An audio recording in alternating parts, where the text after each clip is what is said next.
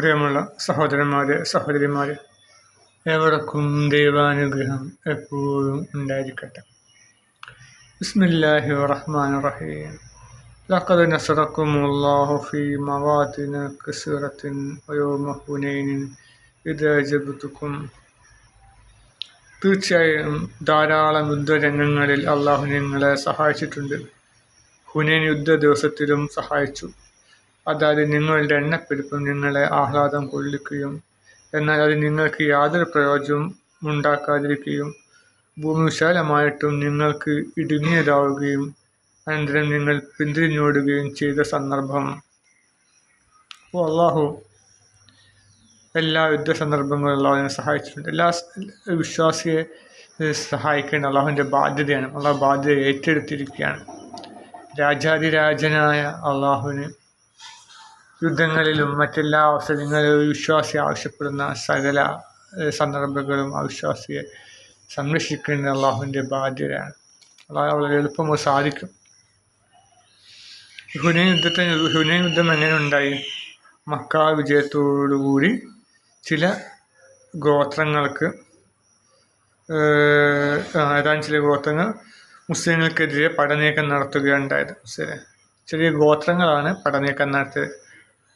Mecca വിജയം നേടിയ മുസ്ലിങ്ങൾ നേടിയ ആ വിജയത്തിൽ അടിശം പൂണ്ടിട്ട്. പക്ഷെ ചില ഗോത്രങ്ങളാണ് മുസ്ലിങ്ങൾക്കെതിരെ പടനീക്കം നടത്തിയത്. അപ്പം അതുകൊണ്ട് തന്നെ മുസ്ലിങ്ങൾക്ക് എന്ത് ചെയ്തു? അഹങ്കാരം കൂടി. മുസ്ലിങ്ങളാണ് വലിയ മക്ക വിജയത്തോട് കൂടിയിട്ട് മുസ്ലിങ്ങൾ വലിയ സംഭവമായി മാറില്ല, വലിയ സൈന്യമായി മാറി. ഒരുപാട് പേർ ഇസ്ലാമിലേക്ക് വന്നു. പിന്നെ ആൾ കൂടുമ്പോൾ ഒന്നും കൂടി ആൾ കൂടും. മനസ്സിലായി? ഞാൻ തെരുവ് കച്ചവടക്കാരന് അദ്ദേഹം ഒരു അങ്ങാടി മരുന്ന് വിൽപ്പന കൂട്ടുക. അയാൾ മൈക്കിൽ ഇങ്ങനെ പല രോഗങ്ങൾക്കുള്ള മരുന്നുണ്ട് അതാണെന്നൊക്കെ പറഞ്ഞിട്ട് ആൾക്കാരൊന്നും വരുന്നില്ല. കാരണം ആരും ഇല്ല, അയാളുടെ മുമ്പിൽ ആരും വാങ്ങാനോ പിടിക്കാനോ ഒന്നും ഇല്ല. അപ്പോൾ ഒറ്റയ്ക്ക് എങ്ങനെ പോയി നിൽക്കാനൊരു മടി. അങ്ങനെ ആൾ കൂടി 2-3 ആൾ വന്നു കഴിഞ്ഞാൽ പിന്നെ ആൾക്കാരും നോക്കി നിൽക്കും, കേൾക്കും. ഞാൻ ചെറുപ്പത്തിൽ കേട്ട് നിൽക്കാറുണ്ട്. രസമാണ് അതിൻ്റെ സംസാരം കേൾക്കാൻ. അതിൻ്റെ കൂടെ തമാശകൾ പറയും.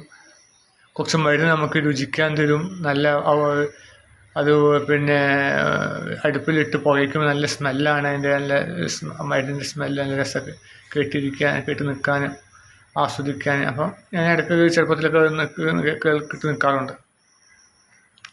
പിന്നെ ഒരു കന്മതം എന്ന് പറഞ്ഞ സാധനം ടൗണിൽ നമ്മുടെ കോഴിക്കോട് പാളയം ബസ് സ്റ്റാൻഡിൽ കച്ചവടം നടത്തുന്ന ആളുകൾക്ക് കാണാം. അത് ലൈംഗിക ഉത്തേജന മരുന്നാണ്. കുട്ടികളൊക്കെ ഉണ്ടെങ്കിൽ ഒരു പൈപ്പിൽ കുട്ടികൾ ഇവിടെ നിൽക്കേണ്ട പോയിക്കോളും. അപ്പം ലൈംഗികമായിട്ട് പല കാര്യങ്ങളും തമാശകളൊക്കെ പാടും. അത് കേട്ടിരിക്കാൻ ഹരമാണ്. അപ്പം ഇതിനൊക്കെ കേട്ട് നിൽക്കണമെങ്കിൽ കുറച്ച് ആളവിടെ നിന്ന് വേണം. തീരെ ആളില്ലെങ്കിൽ നമ്മളാരും പോയി നിൽക്കാറില്ല. അതുപോലെ പിന്നെ ആൾ കുറേ കൂടിയാലോ പിന്നെ ആൾക്കാർ ഒന്നും കൂടി കൂടും. ആൾ കൂടുന്നതനുസരിച്ച് ഒന്നും കൂടി കൂടും. കാരണം എന്താ സംഭവം അറിയാൻ. കാരണം ആൾ മൊത്തം കൂടി നിൽക്കുമ്പോൾ അതിൻ്റെ ഉള്ളിൽ എന്താണ് നടക്കുന്നത്? അങ്ങാടി മരുന്നാണോ, അതിന് മറ്റെന്തെങ്കിലും പിന്നെ പാമ്പ് പിടുത്തക്കാരുടെ എന്തോ ഇതാണോ, മേജിക്കാണോ എന്നറിയാൻ വേണ്ടി ആൾക്കാർ ഒന്നും കൂടി പാല് നോക്കും.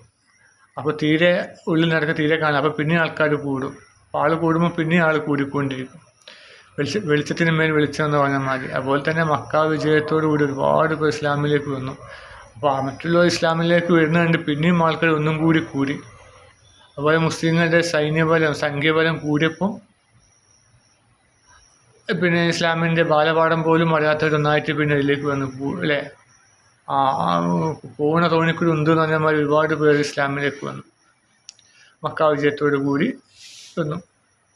അപ്പോൾ ഇതൊക്കെ എണ്ണം കൂടിയപ്പോൾ മുസ്ലിങ്ങൾക്ക് അഹങ്കാരം കൂടുകയും അങ്ങനെ യുദ്ധ സന്ദർഭത്തിൽ എന്ത് ചെയ്തു? ഈ ലൈഫായ ആൾക്കാർ, ദുർബല വിശ്വാസികളാണ് മഹാഭൂരിപക്ഷം ഉണ്ടായത്. അവർ ഈ ഗോത്രങ്ങൾ വന്നപ്പോൾ ഇവർ പേടിച്ചെന്ത് ചെയ്യും? ആദ്യം കുറച്ചേറെ യുദ്ധം ചെയ്ത് ഇവർ പേടിച്ചോടി. പ്രവാചകനും അല്പം പേരും വിരലെണ്ണാവുന്ന കുറച്ച് പേരും മാത്രമേ ഉണ്ടായിരുന്നു. പ്രവാചകനെ വിളിച്ചു, മടങ്ങി വരൂ. മടങ്ങി വന്നാൽ നിങ്ങൾക്ക് സ്വർഗമാണ്. നിങ്ങൾ തിരിച്ചു പേടിച്ചോടിപ്പോയാൽ നരകമാണ് നിങ്ങൾ കാത്തിരിക്കുന്നു എന്നൊക്കെ പറഞ്ഞപ്പോൾ അവൻ കേൾക്കാതെ ഒരു ഓടി.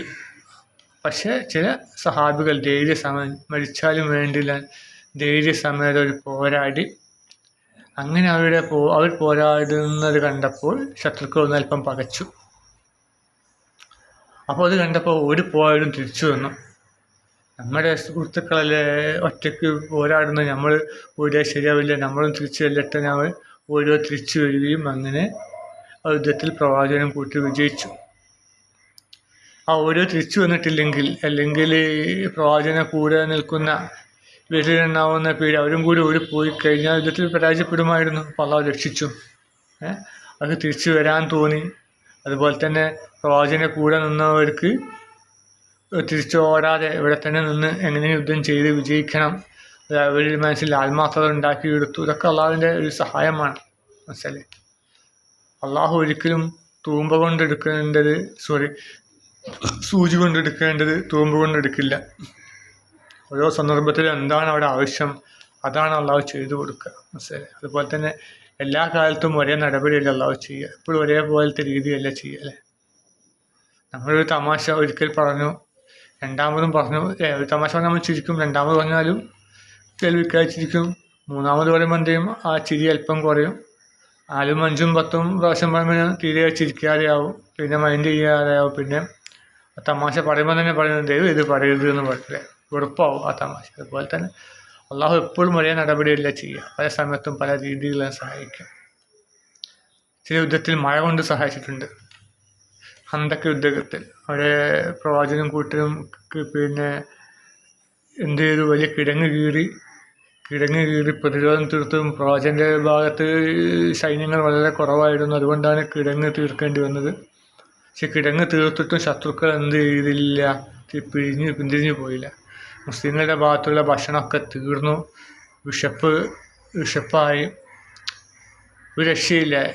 മുസ്ലിം എന്ത് തന്നെ എന്നാലും തോൽക്കുമായിരുന്നു. പക്ഷെ അള്ളാഹു എന്ത് ചെയ്തു, ഒരു മഴ കൊണ്ട് സഹായിച്ചു, വെറും ഒരു മഴ കൊണ്ട് സഹായിച്ചു. കാറ്റും മഴയും. ആ കാറ്റും മഴയിലും ശത്രുക്കളുടെ മേൽക്കൂരയുടെ ഷീറ്റുകൾ, അന്ന് ഇരുമ്പിൻ്റെ ഷീറ്റ്, വാളൊക്കെ ഉണ്ടല്ലോ, വാള ഇരുമ്പ് കൊണ്ടാണല്ലോ, അപ്പോൾ ഇരുമ്പ് കൊണ്ടുള്ള ഷീറ്റുകൾ കൊണ്ടായിരുന്നു മറച്ചിരുന്നു എന്ന് തോന്നുന്നു. അപ്പോൾ അത് കാറ്റിന് പാടി ശബ്ദമുണ്ടായി, പടപട ശബ്ദമുണ്ടായപ്പോൾ ഇവരെന്ത് വെച്ച്, മുസ്ലിങ്ങൾ വന്നതാണെന്ന് കരുതിയിട്ട് ഇവർ ഭയപ്പെട്ടു ഓടി. പിറ്റേന്ന് രാവിലെ പ്രവാചകനും കൂട്ടരും വന്ന് നോക്കുമ്പോൾ ഒറ്റ ശത്രുക്കളും കാണില്ല, എല്ലാവരും കൂടാരം ഉപേക്ഷിച്ച് ഓടിപ്പോയി. അപ്പം ആ കൂടാരത്തിലുണ്ടായിരുന്ന പല വസ്തുക്കളും പ്രവാചകനും യാതൊരു പരിശ്രമം കൂടാതെ അവർക്ക് യുദ്ധം വിജയിക്കാൻ കഴിഞ്ഞു. ആകപ്പാടെ ചെയ്ത് കിടങ്ങ് കുഴിക്കുകയും അല്പം വിശപ്പ് സഹിക്കേണ്ടി വരികയും ചെയ്തു എന്നാണ്, വേറൊന്നും ഉണ്ടായിട്ടില്ല. അപ്പോൾ അതാണ് അള്ളാഹു പല രൂപത്തിലും പല സ്ഥാനം പല രീതിയിലും സഹായിക്കുക.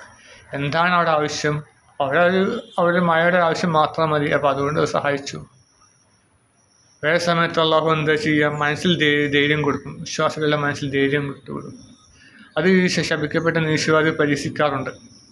നമ്മളെ ശപിക്കപ്പെട്ട ജബ്ബാർ പറഞ്ഞിട്ടുണ്ട്, നിങ്ങൾ ശത്രുക്കളുടെ മനസ്സിൽ ഭീതി ഇട്ട് കൊടുക്കും. അള്ളാഹു ഭീതി ഇട്ട് കൊടുക്കുകയാണ്. അന്നേരം കൊണ്ട് അവരെ അള്ളാഹുവിനെ ശിക്ഷിച്ചുകൂടായിരുന്നോ, ഭീതി ഇട്ട് കൊടുക്കത്തെയും കഷ്ടപ്പെട്ട് അള്ളാഹു എന്നൊക്കെ ശപിക്കട്ട ഈ നീശവാദി പ്രസംഗിക്കാറുണ്ട്. അപ്പോൾ അവരത് മതി, അവരുടെ മനസ്സിൽ ഭയം ഇട്ട് കൊടുത്തു അല്ലേ. മനസ്സിൻ്റെ ധൈര്യമാണല്ലോ ഏറ്റവും വലുത്. ഇപ്പം നമ്മൾ പല മരണക്കിണർ, അതുപോലെ തന്നെ മരണഗോളം, സർക്കസിലൊക്കെ അവിടെയൊക്കെ മെയിനായിട്ട് പ്രവർത്തിക്കുന്നത് ധൈര്യമാണ്. ധൈര്യമുള്ളവൻ വിജയിക്കും. നമ്മൾ സൈക്കിൾ പഠിക്കുമ്പോൾ നമ്മൾ എന്താ സംഭവിക്കുക, നമ്മളൊരു ഭാഗത്തേക്ക് ഇങ്ങനെ ചെരിഞ്ഞ് കഴിഞ്ഞിട്ട് വീഴാൻ പോകും അല്ലേ. പഠിച്ചു കഴിഞ്ഞാലോ എത്ര ശ്രമിച്ചാലും വീഴാനായിട്ട് കഴിയുകയുമില്ല. അതെന്താണ്, നമ്മൾ ഭയമാണ്. ഇപ്പോൾ വീഴുന്നുള്ള ഭയത്തിൽ നമ്മൾ അങ്ങോട്ടൊക്കെ തന്നെ ഒടിക്കും, ഇങ്ങോട്ടൊക്കെ വീഴും, അങ്ങോട്ടൊക്കെ തന്നെ ഹാൻഡിൽ ഒടിച്ച് അങ്ങനെ പോയി വീണു പോകും. മറ്റേത് ഒരു ഭാഗത്തേക്ക് വീഴാൻ പോലെ ഉടനെ നമ്മൾ വലത്തോട്ടേക്ക് ഹാൻഡിൽ ഒടിക്കുക, അപ്പം വീഴില്ല. അപ്പോൾ അതാണ്, അപ്പം മനസ്സിൻ്റെ ധൈര്യമാണൊക്കെ. ഇപ്പോൾ പല യുവാക്കളും അമിത വേഗതയിലൊക്കെ വാഹനങ്ങൾ ഓടിക്കുന്നുണ്ടല്ലോ. നമ്മൾ ഇപ്പോൾ തന്നെ മറിയും, ആ വളവിൽ അവർ കെട്ടി മറിഞ്ഞ് വീണ് വിചാരിച്ചു. പക്ഷെ ഒരു കുഴപ്പമില്ല. അപ്പോൾ അവരുടെ മുമ്പിൽ കൂടെ പൂച്ച ഓടിയാലും അവർ സ്മൂത്തായിട്ട് കട്ട് ചെയ്ത് ഒരു കൊണ്ടുപോകും. പക്ഷെ നമുക്ക് കഴിയില്ല, നമ്മൾ പേടിച്ച് പോകും. അവരുടെ മനസ്സിലെ ധൈര്യമാണ്. അമിതമായി മയക്കുമരുന്ന് കഴിച്ചവരൊക്കെ ഉണ്ടല്ലോ, പല അഭ്യാസ പ്രകടനങ്ങൾ നടത്തും. അവരുടെ മനസ്സിലെ ധൈര്യം ഒന്നും പറ്റില്ല എന്നുള്ള ധൈര്യമാണ്. പക്ഷെ അതിൻ്റെ കെട്ടിറങ്ങുമ്പോൾ മയക്കുമരുന്ന് കെട്ടിറങ്ങുമ്പോഴാണ് ഒരു ആപത്തിൽ പോയി പെടുക. പറഞ്ഞു തരുന്നത് ഓരോ സന്ദർഭത്തിലും എന്താണ് അവരുടെ ആവശ്യം. അള്ളാഹു എല്ലാം കണ്ടറിയുന്നവനാണ്. അവിടെ ആ യുദ്ധ സന്ദർഭത്തിൽ എന്താണ് അവർക്ക് വേണ്ടത് കൊടുക്കാൻ അള്ളാഹുവിനറിയാം. അള്ളാഹു യുക്തിമാനാണ്. അള്ളാഹു കണക്ക് നോക്കി കൊടുക്കുന്നവനാണ്. ഇനി യുക്തിമാൻ തന്ത്രജ്ഞാനുമായ അള്ളാഹുവെ ജീവിതത്തിൽ ഉൾക്കൊണ്ട് അള്ളാഹുവിൻ്റെ നിയമാവലികൾ ജീവിതത്തിൽ ഉൾക്കൊണ്ട് ജീവിക്കുവാനും അങ്ങനെ സ്വർഗം കരസ്ഥമാക്കുവാനും അള്ളാഹു നമുക്ക് തൗഫീഖ് നൽകുമാറാകട്ടെ. ആമീൻ.